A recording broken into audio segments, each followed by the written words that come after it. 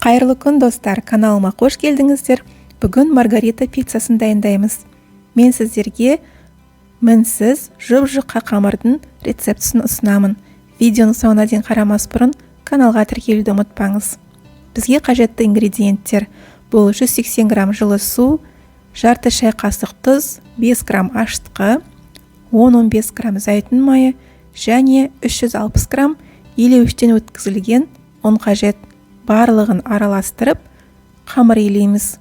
Қамырымыз сәл қаттылау болуы қажет. Қамырды 5-7 минутта илеу керек.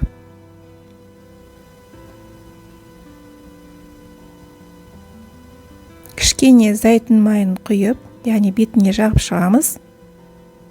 Содан соң қамырды жылы жерге 1 сағатқа қойып қоюымыз қажет.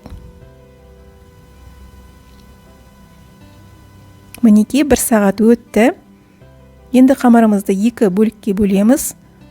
Бұл ингредиенттер 2 пиццаға арналған. 2 бөлікке бөліп, домалақтап формасын келтіреміз. Кішкене ұн сеуіп, қамырымызды жұп-жұқа етіп жаюымыз қажет. Диаметрі шамамен 30 сантиметр болады.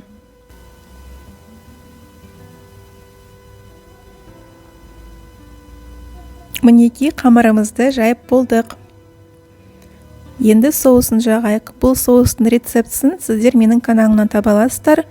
Ссылканы сипаттамаға жазып қоямын. 2-3 ас қасық соусты жағамыз. Содан соң үстіне ірімшік себеміз. Пицца өте дәмді болу үшін ірімшіктің сапалы болғаны қажет.